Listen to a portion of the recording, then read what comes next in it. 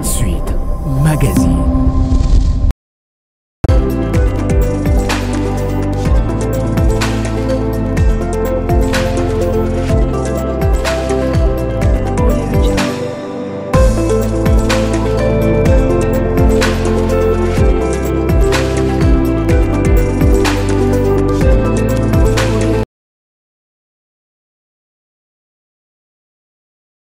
Ma profession, une émission qui vous amène à découvrir le professionnel, les hommes de métier, les personnes qui assument des fonctions quelconques dans notre pays, comme j'ai dit souvent, ce beau pays, la République démocratique du Congo. Bonjour à tous les téléspectateurs de cette émission, amoureux et amoureuses de cette émission, Ma profession. Vous êtes déjà habitués à nous suivre car vous découvrez les personnes qui travaillent dans notre pays. Aujourd'hui, nous avons l'honneur de recevoir une personne, malgré cette spéciale mars, mais un homme qui a voulu participer à cette émission. Il s'appelle Dr Serge Dikoulou, il est ophtalmologue. Avec lui, nous allons parler glaucome, cétome, cause et traitement. Bonjour docteur. Bonjour madame et bonjour à tous nos téléspectateurs. Soyez le bienvenu. Merci beaucoup. Nous sommes dans Spécial Mars, mais nous avons l'honneur de recevoir un homme qui est venu et qui a accepté de parler de sa profession. Vous êtes ophtalmologue, comme je viens de dire. Qu'est-ce que vous faites encore en dehors de ce que je viens de présenter auprès de la population? Merci, je suis ophtalmologue.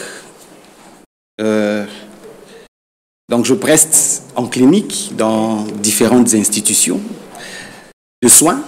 Mais en dehors de ça, je fais partie du programme national de la santé oculaire et de la vision. En sigle, c'est PENSOV. Et là, j'assume la fonction d'assistant technique dans la division technique de ce programme.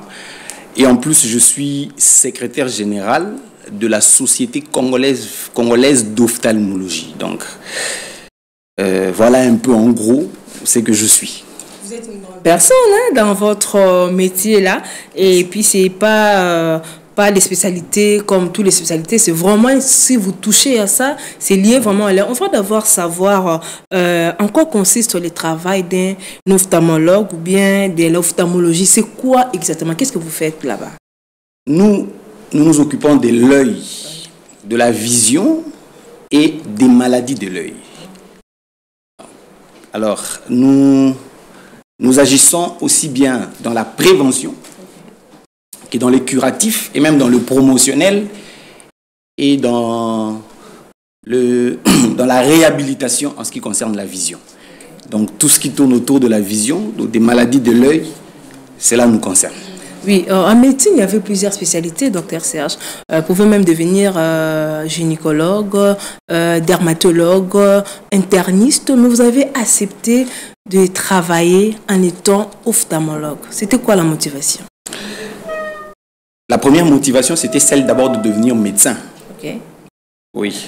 Pour une petite anecdote, ça c'est ma tante qui s'était exprimée un jour, ou exclamée un jour, mais pourquoi on n'aurait pas un médecin en famille? Parce qu'il était souvent malade. Alors, comme humblement, je le dis, j'étais quand même parmi les enfants intelligents de la famille. J'ai été pointé pour faire la médecine. Bon, je l'ai aimé, j'ai fait la médecine. Et après, j'aimais tout ce qui avait trait à la chirurgie. Donc, il fallait choisir. Bon, j'ai penché beaucoup plus vers la gynéco et la chirurgie.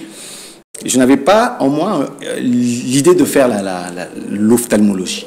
Mais il s'est fait que j'ai concilié ambition et opportunité.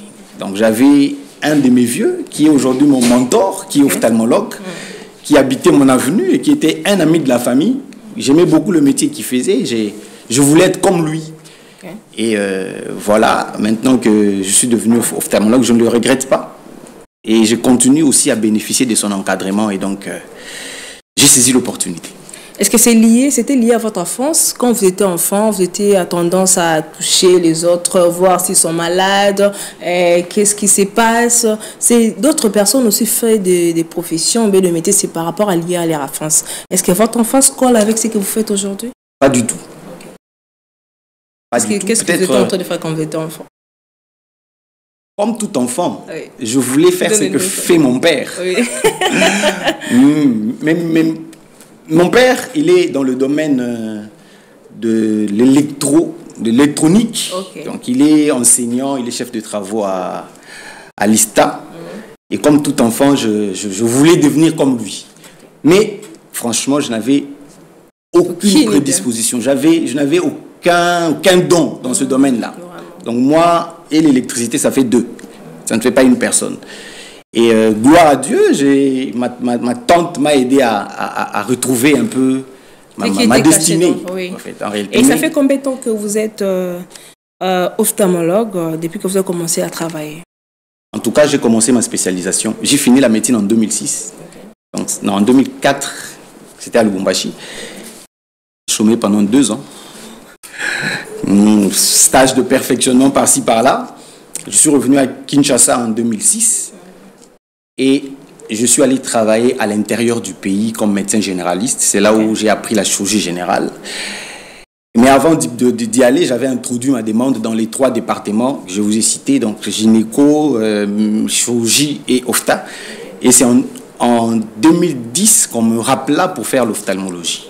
Bon, évidemment. Donc c'est en 2010 que j'ai commencé à entrer en contact avec l'œil. Et j'ai fini la spécialisation en 2015. Après, je suis allé travailler à l'hôpital Saint-Joseph pendant 5 ans, où ça m'a permis d'asseoir la chirurgie de l'œil. Et depuis 2020, je suis dans des privés et dans les structures que je vous ai citées ici. Oui, parce qu'on va parler du glaucome, symptômes, causes et traitements. Avant d'y arriver, on va parler du procédure. Parce qu'il y a des jeunes qui vous regardent, sont en médecine, se disent, je cherche des spécialités, qu'est-ce que je vais faire? Comment on devient un ophtalmologue? Est-ce qu'il y a une procédure? Quelle est la procédure pour suivre pour devenir ophtalmologue? Il faut d'abord être médecin. Donc, vous terminez vos études de médecine, normalement. Et si vous voulez faire l'ophta, c'est en moyenne 4 à 5 ans. Donc, si vous êtes prêt à payer le prix au-delà de vos 6, 7, 8 années de médecine générale, vous pouvez aller faire l'ophta. Mais moi, je voudrais vraiment saisir l'opportunité pour inviter des jeunes parce que vous serez peut-être étonnés. Au pays, nous avons à peine, si nous pouvons atteindre 120 ophtalmologues. Sérieux? Dans tout le pays. Alors, vous voyez l'étendue du pays. Le besoin est énorme. Pas seulement en ophtalmologue, mais aussi en personnel de soins de santé oculaire. Donc, je cite les infirmiers, qu'on appelle de TESO ou des IFO. Est-ce que c'est pas lié qu'ils ont peur le fait de toucher l'œil et puis à un moment, ça barde, la famille va acharner sur vous? C'est pas lié à ça, docteur Serge? Non, c'est lié d'abord au fait que, dans un premier temps, les gens sont d'abord attirés par La motivation, l'argent? Non, ils sont d'abord attirés par les départements standards de la médecine régaliens, donc du genre pédiatrie, médecine interne, chirurgie gynéco. Parce que peut-être c'est facile, docteur. Bon, dans notre cursus, on est plus dans ça. Et nous, l'ophta, orel, dermato, ce sont des spécialités. Et au départ, les gens n'étaient pas tellement attirés. Mais il faut aussi reconnaître que aujourd'hui, les maladies de l'œil font quand même partie des maladies émergentes. Avec la survenue de la nouvelle technologie, tout et tout, les maladies de l'œil sont de plus en plus fréquentes. Mais à l'époque, les gens... Et d'ailleurs, ici, on pensait qu'un noir ne pouvait pas opérer l'œil. Que si on opère la cataracte de quelqu'un, il va perdre sa vue. Mais de plus en plus, aujourd'hui, c'est une discipline qui commence à s'enraciner dans notre milieu. Et je crois que ce serait intéressant que les jeunes s'y intéressent. Vraiment, je pense que le message est passé. C'est l'importance de cette émission. Motiver aussi d'autres jeunes ou bien d'autres personnes qui ne savent pas qu'est-ce qu'ils doivent faire parce que c'est la chaîne de l'éducation. Ça motive aussi les jeunes à devenir comme vous. Pourquoi ça ici? Puis RDC, combien d'habitants avec 120 ophtalmologues? C'est vraiment, ce n'est pas bien, mais au moins les jeunes ont suivi les messages, ils vont passer. On va parler du glaucome pour commencer. On veut d'abord savoir c'est quoi cette maladie. Vous pouvez nous expliquer et le glaucome c'est quoi? Le glaucome, les communs de mortels l'appellent la tension des yeux. Peut-être même qu'il y a des gens qui n'ont même pas encore entendu parler de ça. Oui. Mais à vrai dire, ce n'est pas ça. Pour comprendre le glaucome, je préfère ne pas donner une définition scientifique qui va compliquer le commun de mortel. Je préfère partir par... Être en degré zéro. Vraiment. Oui. En fait, en réalité, ce n'est pas l'œil qui voit. En réalité, c'est le cerveau qui voit. Et l'œil est la prolongation du cerveau. Donc, entre l'œil comme organe et le cerveau, quand je dis cerveau ici, c'est le lobe occipital du cerveau. Parce que le cerveau a des lobes, parce que l'air visuel qui nous permet de voir se retrouve au niveau de l'occiput. Donc, cette partie ici du cerveau. Les images vont commencer à basculer. C'est ça que M. Alex est là pour... Et donc, entre l'œil et le cerveau, il y a des voies optiques. En gros, c'est ça en fait, en gros, je dis, il y a un nerf ou des fibres nerveuses qui relient l'œil au cerveau. Okay. Alors, le glaucome, c'est quoi? Ce n'est pas en fait l'œil qui est malade. C'est ce nerf-là qui conduit l'information de l'œil vers le cerveau qui est malade. Et c'est une maladie qui est, au fait, chronique, dans la plupart des cas, qui est évolutive, qui est progressive et qui est silencieuse. Silencieuse. Donc la personne qui en souffre ne sait pas. Ne sait pas. Et quel est son impact dans notre société? L'impact, il est réel aussi bien dans le monde, en Afrique, qu'en RDC. Au niveau mondial, l'OMS déjà projeté, non, là c'est même le AAO, c'est-à-dire l'American Academy of Ophthalmology, projeté déjà en 2040 111 millions de cas de glaucome dans le monde. Okay. Donc aujourd'hui, autour de 63 millions de cas, ou un peu plus même, aujourd'hui. Alors le glaucome, c'est la deuxième cause de cécité dans le monde. C'est-à-dire, si vous prenez des aveugles, la première cause de cataracte, plutôt de cécité dans le monde, c'est la cataracte. Peut-être qu'il y aura une émission où nous parlerons de la cataracte plus tard. Mais la particularité, c'est que le glaucome, qui est la deuxième cause de cécité, c'est quand même la première cause de cécité irréversible. C'est-à-dire que quand quelqu'un devient aveugle de glaucome, il ne verra plus jamais, même s'il ne va n'importe où dans le monde. Mais celui qui est aveugle de cataracte, même si les gens qui souffrent de cataracte sont plus nombreux que ceux qui souffrent de glaucome, ces gens-là, si on les opère dans de bonnes conditions, ils reprennent leur vue. C'est ça la particularité du glaucome. Oui, docteur, vous avez vraiment expliqué, vous avez parlé, c'est méconnu. Et comment connaître? Parce que vous dites que la personne peut être atteinte du glaucome, mais lui-même, il est ignorant, il ne connaît pas. Mais vous étant ophtalmologue, quels sont les signes qui peuvent montrer à une personne qui nous suit à travers cette émission qu'il est déjà dans cette maladie? Malheureusement, lui-même ne pourra jamais le savoir. C'est quand il vient en consultation chez un ophtalmologue. Pourquoi? Parce que parmi les éléments qui sont perturbés, entre autres, je peux appeler de signes ou de symptômes, c'est une maladie d'abord qui reste asymptomatique, donc sans signe, jusqu'à ce que la maladie ait atteint un stade très évolué. Vraiment. Alors, généralement, quand nous recevons des patients en consultation, il a déjà perdu un œil. Le glaucome a déjà attaqué. C'est le voleur silencieux de la vue. Il a déjà volé la vue d'un œil. Et d'ailleurs, ils viennent découvrir ça souvent au cabinet. Parce que, comme nous avons les deux yeux, souvent, ça se compense.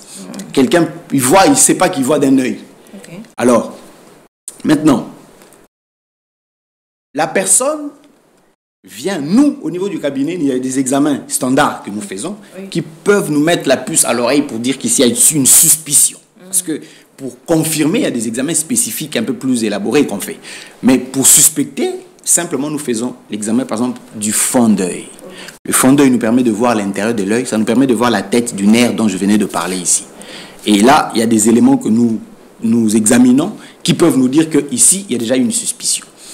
Et un élément important, c'est la tension de l'œil. L'œil, c'est comme un ballon. Donc, pour que le globe garde sa forme, il faut qu'il y ait une pression interne. Et cette pression interne, dans un ballon, c'est de l'air. Mais dans l'œil, c'est un liquide qui est à l'intérieur de l'œil. Et ce liquide est produit et évacué. Alors, quand il y a déséquilibre entre la production et l'évacuation, mais dans le cas du glaucome, c'est souvent l'évacuation. Quand il ne s'évacue pas correctement, ça s'accumule et donc ça donne une hyperpression dans l'œil. Et cette hyperpression est un facteur majeur pour détruire le nerf optique. Okay. Vous voyez? Okay. Alors, cette pression-là, une personne qui marche ne saura pas qu'il a une pression élevée de l'œil. Peut-être à un certain niveau, ça peut donner des maux de tête ou de maux d'yeux. Mais si l'augmentation est relative, la personne ne sent rien du tout. Et ce qui est encore grave, c'est que le glaucome, quand nous disons qu'une personne voit bien, vous, quand on vous dit vous voyez bien, vous avez tendance à penser que voir bien, c'est distinguer une personne qui a une certaine distance, distinguer le détail, par exemple, de cette personne, par exemple, de son visage. Okay. Quand une personne ne sait plus distinguer les détails de quelque chose qui se trouve à une certaine distance, il dit « je ne vois pas bien ». Pour nous, ophtalmologues, voir bien, ce n'est pas que cette capacité de distinguer le détail que nous appelons acuité visuelle. Okay. Et d'ailleurs, dans le glaucome, l'acuité visuelle, dans un premier temps, est conservée. Donc la personne voit bien. Voit très bien. Hein? Mais dans la fonction visuelle, il y a d'autres éléments, tels que le champ visuel. Vous êtes là, je te regarde, mais je peux voir la personne qui est à côté. Okay. Ça, c'est le champ visuel. Et ça, c'est l'élément qui est perturbé en cas de glaucome. Or, tout le monde ne sait pas faire attention que son champ visuel est en train de diminuer.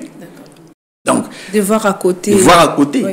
Et les gens viennent avec une vision tibulaire. Le champ visuel est déjà réduit. Donc, j'ai cité la pression intraoculaire. J'ai cité le fond d'œil, donc la papille, donc la tête du nerf optique. Et j'ai cité le champ visuel. De tous ces éléments, le champ visuel, c'est l'élément le plus spécifique. Malheureusement, il n'est détruit que vers la fin. Il n'est perturbé que lorsque la maladie a atteint un stade assez évolué. Mais la pression intraoculaire et la papille, les modifications de la papille optique, ce sont des modifications, peuvent connaître de modifications au sein d'une population normale sans que ça ne soit le glaucome. Okay. Ça effraie.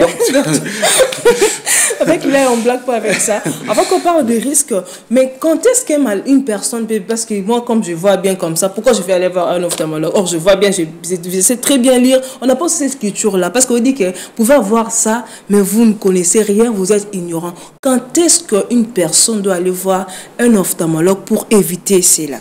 Vous l'avez très bien dit, je crois que nous y reviendrons à la fin. Oui. Ici, nous sommes en train de parler de facteurs de risque.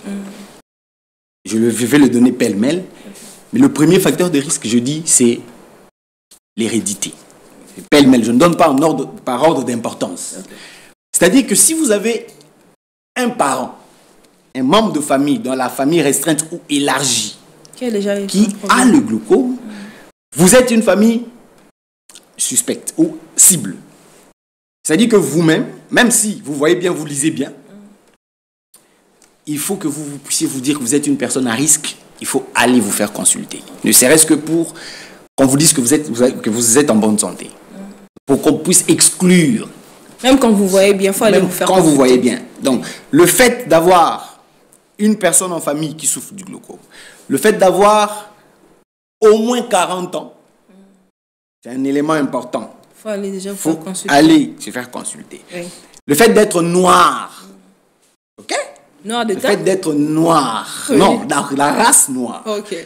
Parce que les études ont montré que les blancs font moins de glaucome que le noir. Que les noirs sont prédisposés à faire plus de glaucome que les blancs. Et d'ailleurs, si la prévalence au niveau mondial est autour de 3,5%, en Afrique, c'est 5,5%. Okay. En Afrique noire. Et même aux États-Unis, vous verrez qu'on recrute plus de cas de glaucomateux dans la population noire d'origine africaine. Okay. Donc, vous savez qu'il y a la race, il y a l'hérédité, il y a l'âge. Plus on vieillit, plus il y a des problèmes. Oui.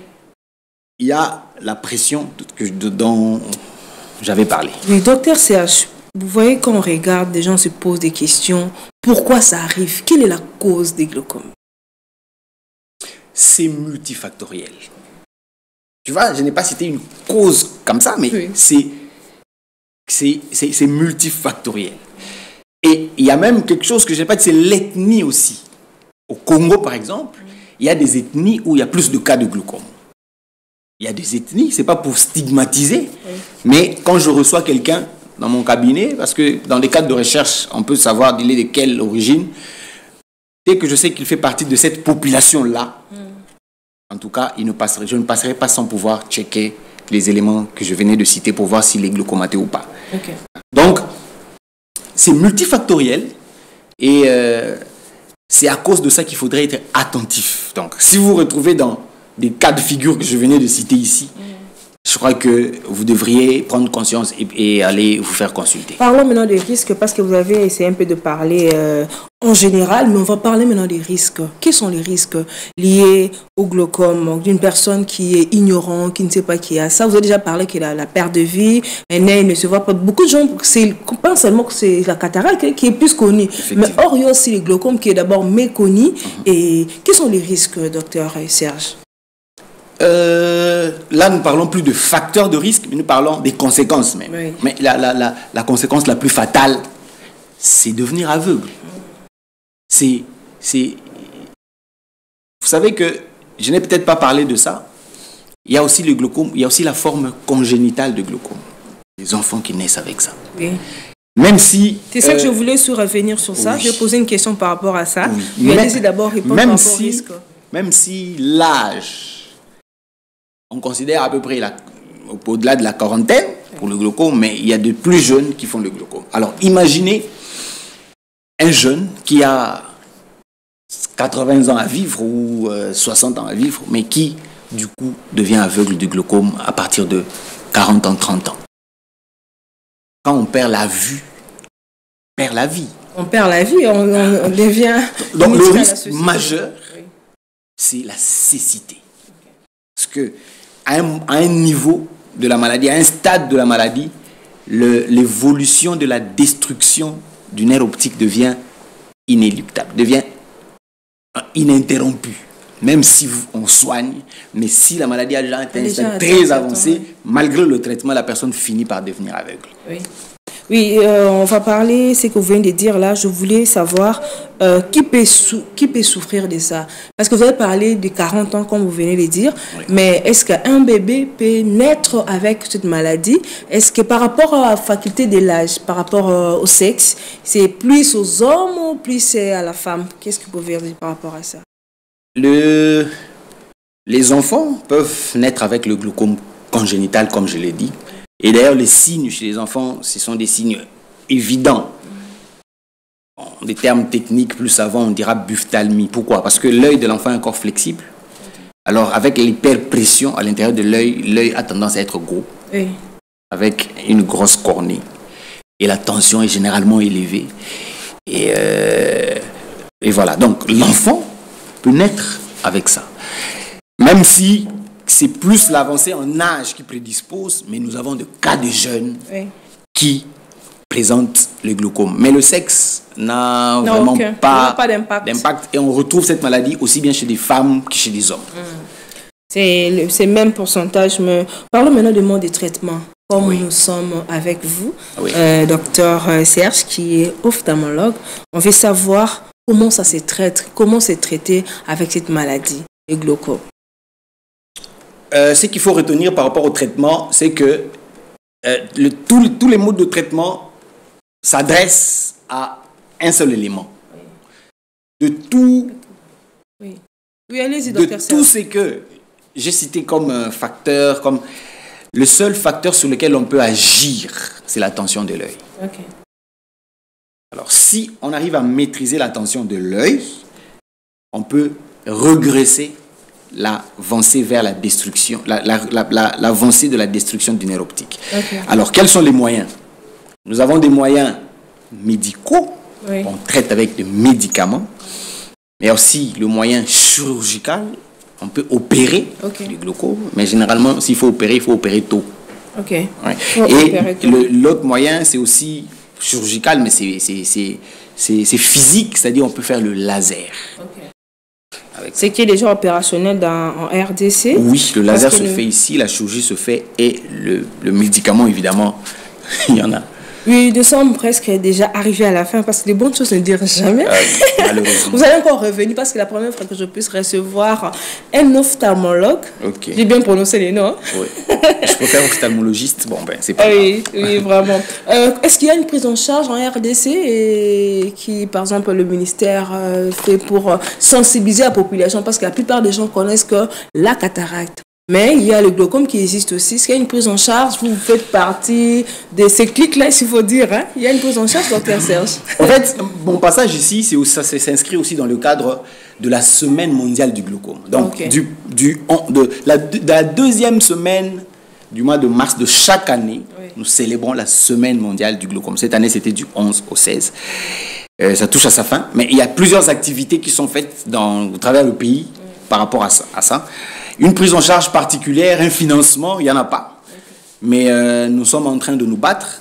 Donc, si je suis passé, c'est aussi dans ce cadre-là, Ok. pour sensibiliser. C'est aussi un plaidoyer Oui.